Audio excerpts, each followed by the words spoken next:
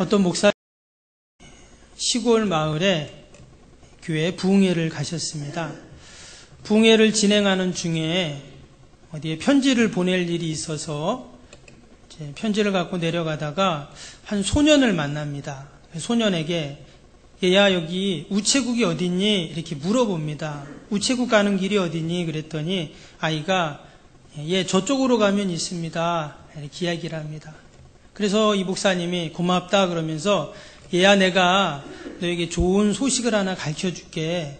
오늘 저녁 때 저쪽 교회에서 내가 부흥회 설교를 하는데 천국 가는 길을 알려줄 테니까 꼭 와라 이런 거예요. 그랬더니 이 소년이 맹랑한 눈으로 딱 쳐다보니 안 가요. 아니 왜 안 와? 그랬더니 아이 아저씨는 우체국 가는 길도 모르는데 천국 가는 길을 어떻게 알아요? 네, 이랬답니다. 좀 우스개 이야기지만 여러분 우리가 우체국 가는 길도 모르는데 어떻게 천국 가는 길을 알게 되었습니까?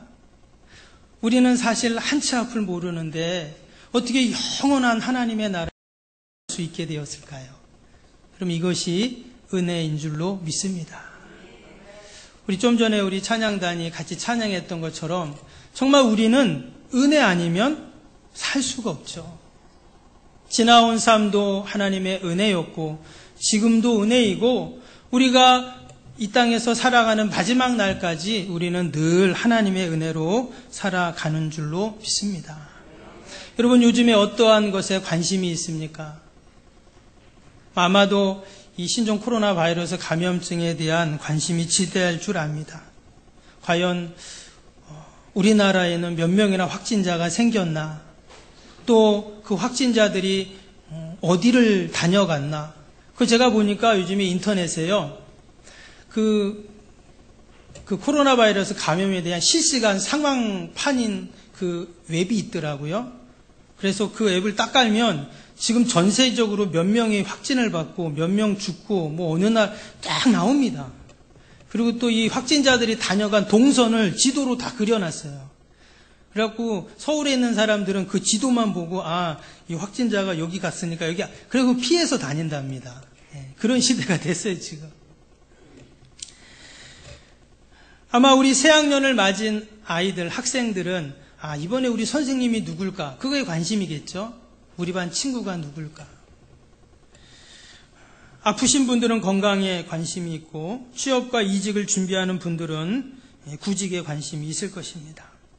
부동산에도 관심이 있고 주식에 관심이 있고 정치에 관심이 있고 또 이제 나이가 단 청년들은 결혼에 관심이 있겠죠. 이처럼 우리는 늘 무언가에 관심을 갖고 사는데 저는 요즘에 은혜라는 단어를 생각하면서 은혜에 관심이 참 많습니다. 점점 시간이 가면 갈수록 나이를 먹으면 먹을수록 그 하나님의 은혜가 참으로 오묘하고 신비하다 하는 것을 생각해 봅니다. 은혜라는 것을 용어사전에 찾아보면요. 무력한 자에게 하나님이 조건 없이 주시는 선물이라고 되어 있어요.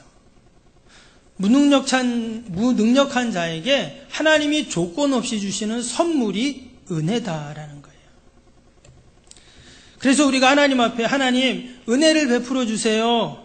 이렇게 기도한다는 것은 고백한다는 것은 하나님 나는 무능력합니다. 나를 좀 도와주세요. 이렇게 말하는 거예요. 여러분 세상적인 가치와 기준으로 보면 이건 참 어처구니 없는 일이죠. 여러분 무능력한 것만큼 수치스럽고 치욕적인 말은 없습니다. 회사에서 그 직장 상사가 부하 직원에게 당신은 무능력해서 일을 맡길 수가 없어. 만약 이런 말을 들었다면 어떨까요? 그 회사 못 다니죠.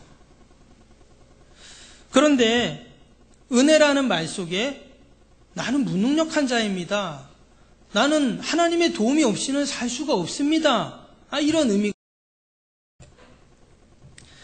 여러분 그럼에도 불구하고 우리 성도들은 끊임없이 은혜를 사모하고 또 내가 하나님 앞에 무능력하다고 고백하고 또 하나님의 도움을 구해야 할 줄로 믿습니다.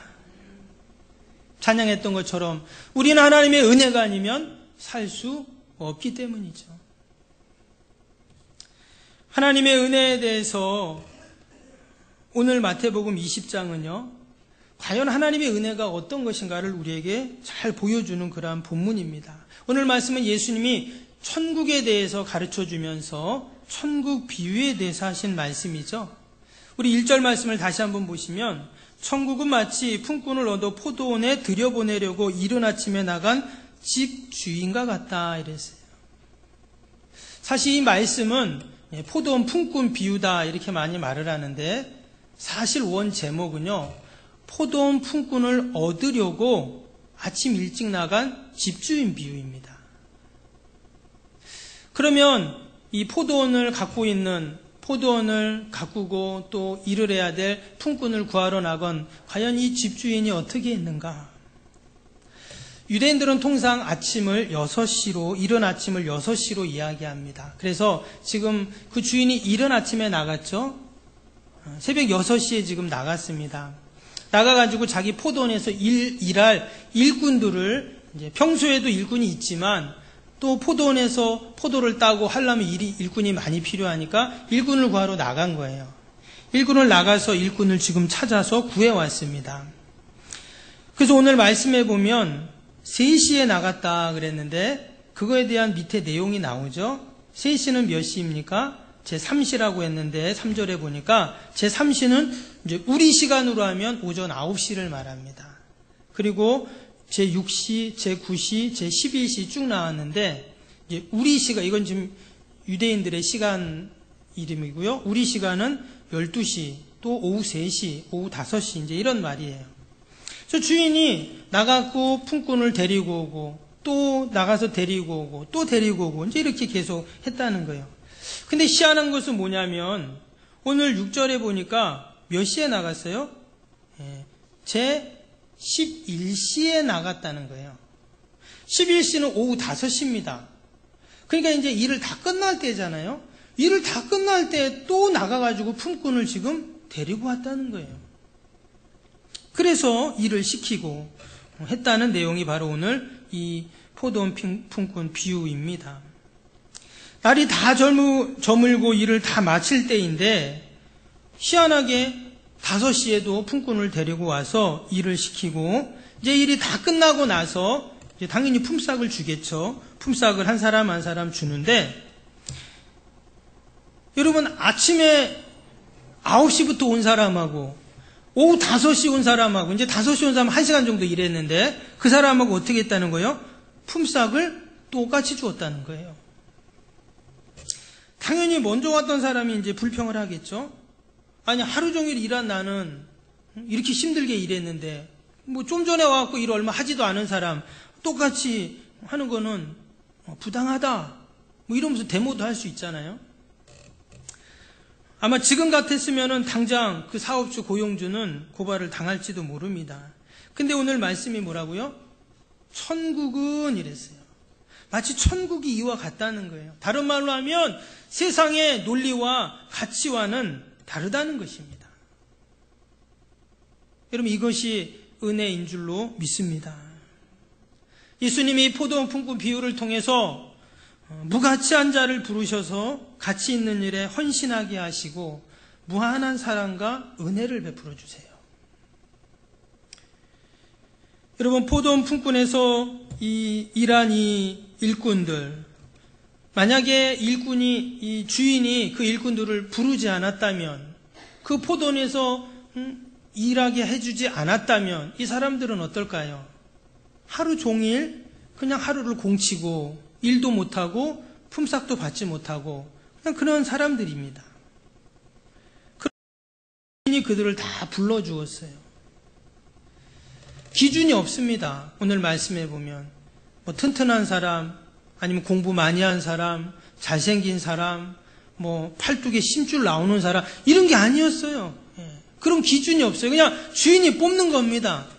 선택해서 불러가지고 자기 포도원에서 일을 시켰어요.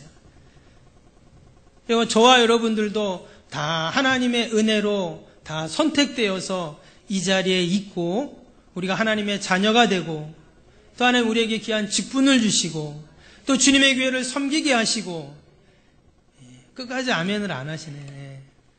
늘 천국을 소망하게 하시고 이 땅에서 그러한 은혜를 누리면서 살게 하셨는 줄로 믿습니다.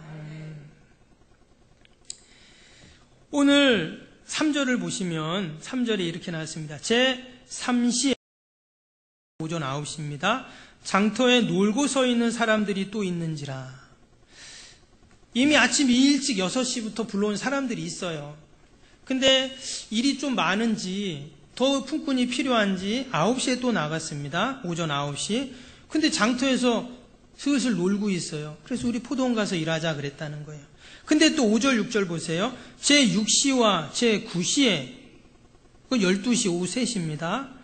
그와 같이 하고 제11시에 오후 3시예요. 오후 5시입니다. 또 나가보니 서 있는 사람들이 또 있는지라. 이르되 너희가 어찌하여 종일토록 놀고 여기 서 있냐. 사람들이 계속 일 안 가고, 아니 일을 못 가고 계속 그 장터에 있다는 거예요. 여기는 뭐 없는 것 같은데 저쪽 뭐 서울이나 또 이렇게 도시에 가면 인력시장이라고 있죠. 요즘엔 조금 뭐 바뀌기도 했지만 예전에는 인력시장이라고 해서 진짜 아침에 일할 사람들이 막 있으면 그 일꾼들을 구하러 이렇게 이제 업주들이 가잖아요. 그래서 이제 데리고 가서 뭐 일도 시키고 뭐도 하고. 저도 예전에 대학교 다닐 때 그런 아르바이트를 몇 번 간 적이 있어요. 바로 그런 것이죠, 지금. 누군가 와서 자기를 데려가서 일을 시켜줘야 되는데 아무도 그 사람들을 쓰지 않는 거예요. 그리고는 하루 종일 그렇게 지금 있는 것이죠. 여러분, 이렇게 해서 이 사람들이 일을 못하고 집에 가면 어떻게 될까요? 예, 뭐 품삯도 못 받고 일도 못하고 정말 처량한 것이죠. 근데 마치 하나님께서 지난날 우리의 영적인 모습이 이랬다는 겁니다. 목적도 없고 아무 가치도 없이 아무것도 모르는 우리를 하나님이 불러주셔서 하나님의 자녀로 삼으시고 하나님 백성으로 삼아주시고 이 땅에서 가장 가치 있는 하나님 나라 일을 위해서 우리를 사용하여 주시는 때문에 우리는 늘 하나님의 은혜 가운데 사는 자들인 줄로 믿습니다. 우리는 그 인력시장에서 그 일할 품꾼들을 선택한 거, 부른 거와는 비교할 수 없는 은혜를 우리는 날마다 누리고 살고 있습니다. 마치 주인이 그런 자비를 베푼 것처럼 하나님은 늘 우리에게 자비를 베풀어 주세요. 어떤 분들은 하나님께 부름을 받은 것이 마치 아침에 태양이 떠오르는 그 이른 아침에 젊은 날에 아니면 어렸을 때 부름을 받은 분도 계십니다. 또 아니면 정오의 태양처럼 장렬하는 태양처럼 젊은 날 주님께 부름받은 분도 계시고 또 어떤 분은 땅거미가 길게 늘어서는 저녁 노을처럼 노년에 부름을 받은 분도 계십니다. 얼마 전에 우리 김항자 권사님 친척분이죠. 우리 이일년 성도님 교회 오셨는데 처음 교회 오셨다 하더라고요. 그분이 연세가 많으세요. 근데 그분은 정말 노년에 주님께 부름을 받아서 이제 주님 앞에 온 것이죠. 먼저 오든 지금 오든 나중에 오든 하나님의 계획과 섭리와 경륜 가운데 하나님 우리를 다 부르시고 또한 인도하고 계신 줄로 믿습니다. 오늘 이 일꾼들에게 주인이 일했다고 수고했다고 지금 품삯을 주었습니다. 그 품삯은 한 데나리온씩 줬어요. 당시에 이제 화폐로 로마의 은전이었는데요. 하루 일한 싹을 한 데나리온을 줬습니다. 뭐 지금으로 치면 뭐 정확히 얼마인지는 모르겠지만 일당이니까 뭐 10만 원이 될 수도 있고 뭐 15만 원 아니면 20만 원이 될 수도 있겠죠. 더 적을 수도 있습니다. 근데 당시에는 돈을 만져보기 힘든 고대 사회였기 때문에 내가 그처럼 일을 할 수 있고 품삯을 받는다는 것은 너무 귀한 일이었어요. 근데 그 주인이 자신들을 일꾼으로 불러줘서 일을 시키고 지금 품삯을 주니까 너무나 고맙죠. 근데 오늘 8절을 봅니다. 8절을 보는데 저물매 포도원 주인이 청지기에게 이르되 품꾼들을 불러 나중 온 자로부터 시작하여 먼저 온 자까지 싹을 주라 이랬어요. 뭐 일이 다 끝났으니까 당연히 주인이 이제 돈을 주는데 아마 관리하는 청지기가 있었던 것 같아요. 그 청지기가 이제 주인 대신 돈을 줍니다. 품꾼들에게. 근데 누구부터 줬어요? 나중 온 자부터 주는 거예요. 아니 새벽 6시부터 온 사람부터 줘야 되는 게 맞는데 아까 5시, 그러니까 1시간 전에 와서 일한 사람부터 싹을 준다는 거예요. 그러면 5시에 온 사람 한 데나리온 줬습니다. 그러면 새벽 6시에 온 사람이 그 모습을 보고 있다 어떤 생각을 할까요? 야, 이거 뭐 1시간 전에 온 사람을 한 데나리온 주면 나는 한 10데나리온 주겠구나. 야, 기분 좋다. 아, 이런 식 마음을 갖고 있는데 나중에 줬는데 자기도 한 데나리온 딸랑 주는 거예요. 그 순간 아침 새벽 6시 온 사람이 이제 뿔딱지가 나는 거죠. 아니, 이게 도대체 이런 경우가 어디 있냐고. 아, 지금 좀 전에 온 사람도 한 데나리온 주고 아침부터 새벽부터 와서 하루 종일 내가 떼 앞에서 얼마나 땀 흘리고 힘들었는데 나도 딸랑 한 데나리온 주고 이게 뭡니까? 그런 상황이 지금 이제 벌어진 거죠. 여러분 당연하지 않겠어요? 갑자기 흥분해가지고 원고 내용을 잊어버렸네요. 아니, 제가 만약에 새벽 6시에 왔어도 좀 화가 날 것 같아요. 당연히 아침부터 온 사람, 그 사람 정말 수고한 사람이고 더 많은 품삯을 주는 게 맞죠. 근데 이 주인은 지금 그렇게 안 했어요. 똑같이. 그것도 늦게 온 사람부터 또 돈을 주는 거예요. 근데 우리가 여기서 시선을, 우리는 다 이제 새벽 6시에 온 사람에게 다 시선을 가거든요. 대부분이. 근데 하나님은 좀 전에 5시에 온 사람에게 시선을 줍니다. 성경을 잘 보세요. 그 아침 일찍 온 사람은 그냥 놔두고 좀 전에 온 사람에게 성경은 시선을 둬요. 그러니까 하나님은 늘 누구에게 시선을 줄까요? 약한 자에게 시선을 둬요. 약한 자에게. 예수님도 오셔가지고 죄인과 세리의 친구가 되었어요. 당시 아무도 죄인과 세리와는 만나지도 않고 말도 하지 않고 도리어 그들과 만나면 예수님은 밥까지 먹었잖아요. 당시 밥을 먹었다는 것은 친구라는 뜻입니다. 그래서 예수님도 사람들에게 막 욕을 먹은 거예요. 왜? 아무도 저들과 함께하면 안 되는데 율법으로 치면 도리어 그들과 같이 밥 먹고 같이 있는 게 죄가 되거든요. 그렇기 때문에 죄를 짓지 않기 위해서는 그들과 멀어져야 돼요. 함께하면 절대 안 돼요. 근데 예수님은 도리어 이제 그런 사람들을 찾아갑니다. 소외된 여인들을 찾아가고 어린아이가 오는 것을 금하지 않고. 그게 바로 하나님의. 예수님은 지금 좀 전에 왔던 사람, 그 사람은 지금 좀 전까지 어떤 사람이었어요? 하루 종일 그 장터에서 아무도 자신을 불러주지 않고 일을 주지 않으니까 낙심하고 있는 자죠. 그 사람은 1시간 전반에도 낙심 앉아있고, 야, 내가 오늘 우리 처자식들 집에서 지금 굶고 있는데 내가 일해서 품삯을 받아서 뭐 먹을 거라도 사가지고 집에 가야 되는데 어떡하지 이러고 있던 사람이었어요. 그런 그를 다 포기하고 이제 오늘은 끝났구나 한 자신을 일꾼으로 불러줘서 일을 시켜주고, 그것도 감사한데 똑같이 품삯을 준 거예요. 여러분 오후 5시에 온 이 사람의 지금 기분이 어떨까요? 오직 감사뿐이죠. 아마 그 한 데나리온을 받는 그 순간 아마 눈물을 흘렸을 거예요. 나는 이 10분의 1만 줘도 되는데 아니 나도 한 데나리온이나 다 준단 말이야? 그럼 너무 감사했겠죠. 여러분 그게 바로 은혜입니다.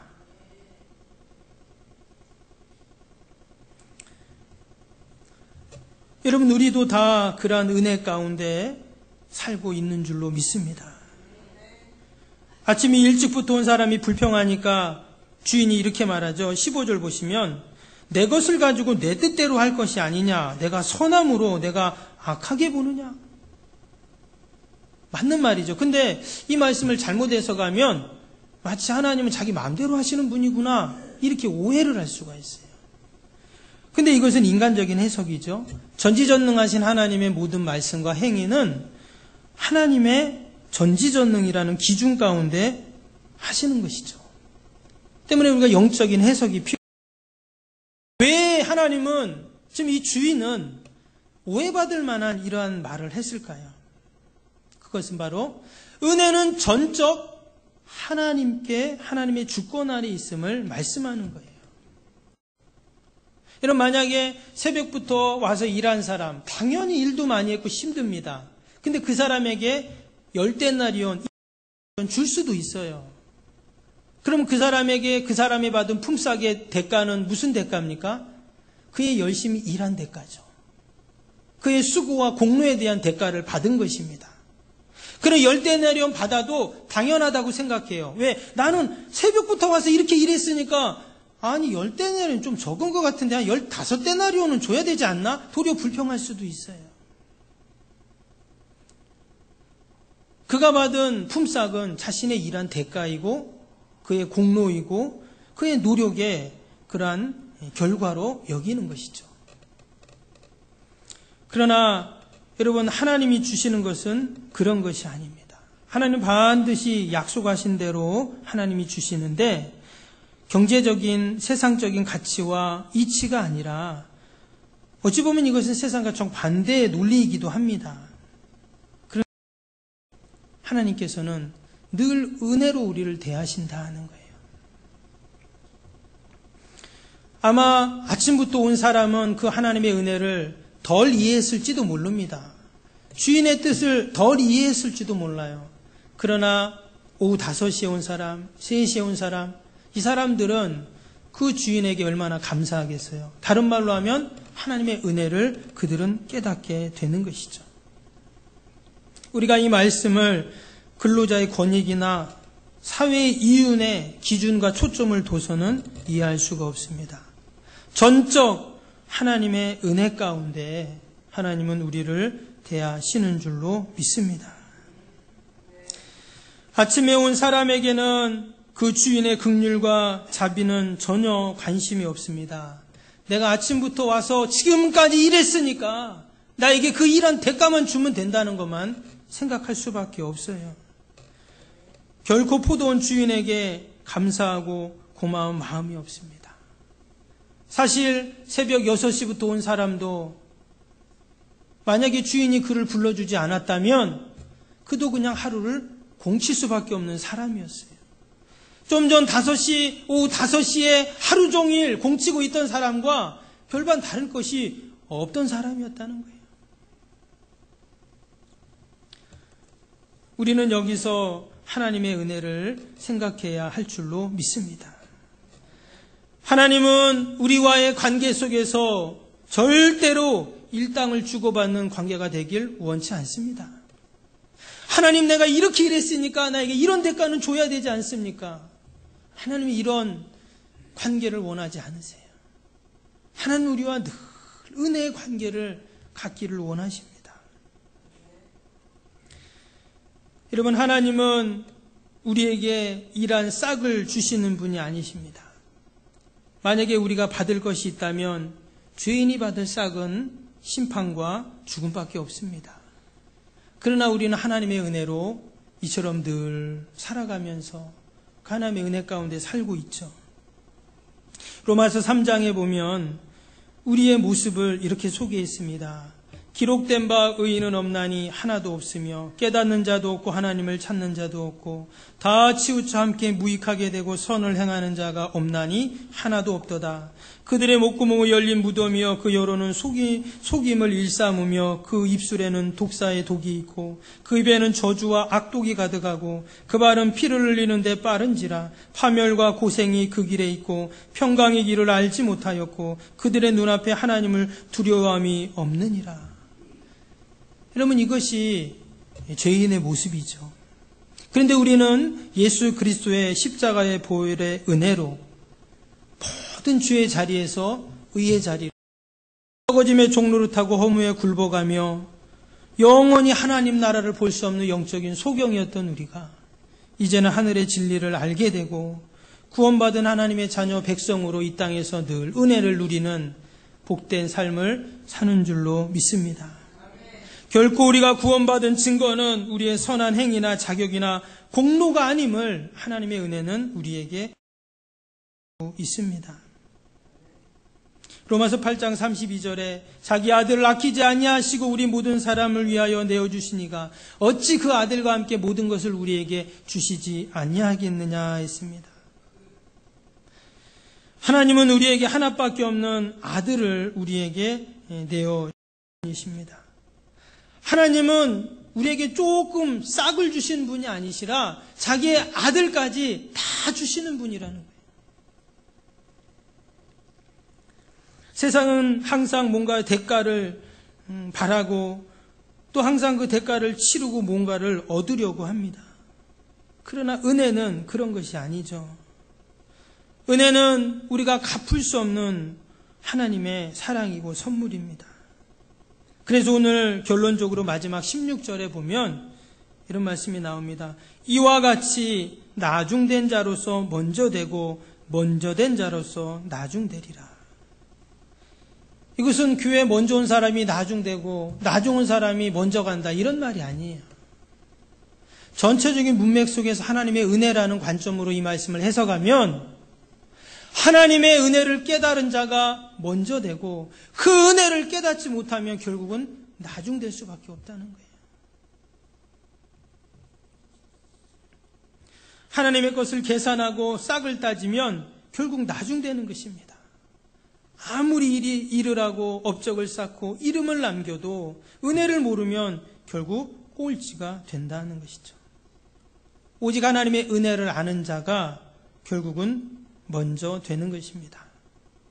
필립 얀시라는 유명한 영성학자가 있습니다. 이분이 놀라운 하나님의 은혜라는 책에서 은혜에 대해서 이렇게 말했어요. 은혜는 기독교가 세상에 줄 수 있는 세상의 선물이다.